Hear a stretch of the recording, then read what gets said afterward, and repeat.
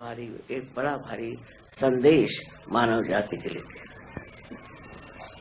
और दूसरा, हम जो है ये क्षम से बिल्कुल उल्टा अर्थ लगता है। हम माने ये जान लो तुम क्या हो, ये जान लो कि तुम आत्मा हो। तुम ये शरीर मन बुद्धि अहंकार आदि उपाधियां नहीं, पर तुम आत्मा हो। और इस हम को जान करके आप समझ लोगे कि मैं आत्मा हूं। आत्मा का मतलब ये है कि जितनी भी गलत सलत बातें हमारे दिमाग में घमंड से, गर्व से, मूर्खता से, अज्ञान से आई हुई है, ये सब बेकार है, इनका कोई अर्थ नहीं लगता। तुम साक्षात जब स्वच्छ आत्मा हो, तो इस आत्मा में ये सब चीजें आती नहीं और तुम अत्यंत पवित्र हो। सो दो चीजें उन्होंने बताई।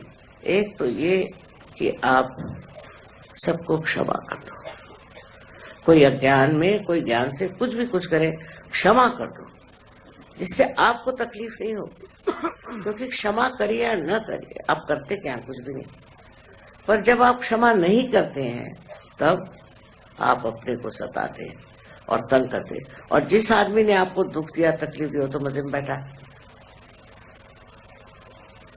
तो इस तरह से आप देखें कि कोई ऐसी बात हो और उसे आप क्षमा करने की आदत डाल दें। दूसरी बात जो कही है उन्होंने कि तुम आत्मा हो, इस आत्मा को जानो। आत्मा को तो कोई छू नहीं सकता, नष्ट नहीं कर सकता, उसको सता नहीं सकता। अगर आप वो आत्मा स्वरूप है तो उसमें रममाण होना चाहिए। लेकिन इस आत्मा तत्व को प्राप्त करने के लिए आप जानते हैं कि कुंडलिनी का जागरण होना जरूरी है।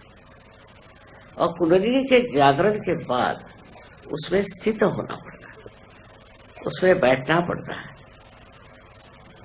जब तक आप उसमें स्थित नहीं होंगे, तब तक आप छोटी छोटी बातों में उलझे रहे। तो अपने में समाना आना चाहिए, अपने ही अंदर समाना चाहिए। अपने अंदर जब आप समाने लग जाएंगे तो आपके अंदर एक नितांत शांति प्राप्त हो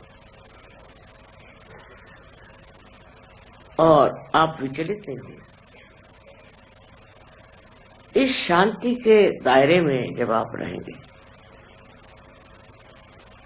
तो आपको आश्चर्य होगा कि आप जो छोटी छोटी चीजों के लिए हर समय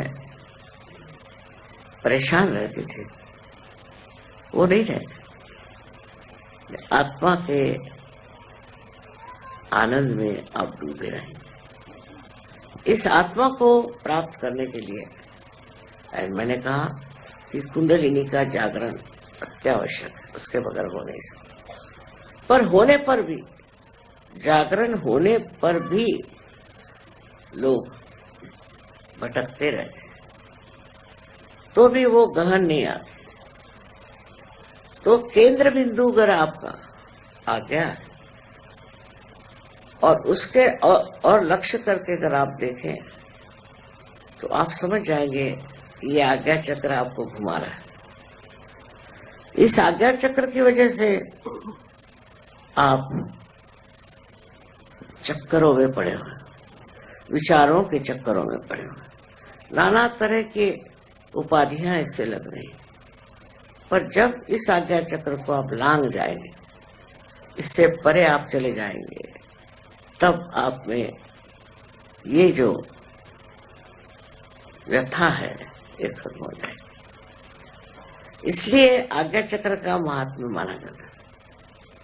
यहाँ तक कि बाइबल में लिखा हुआ है कि जो आदमी माथे पे टीका लगाकर आएगा वो बचेगा। लिखा है था, वो सच योग्य होंगे। और कौन होगा?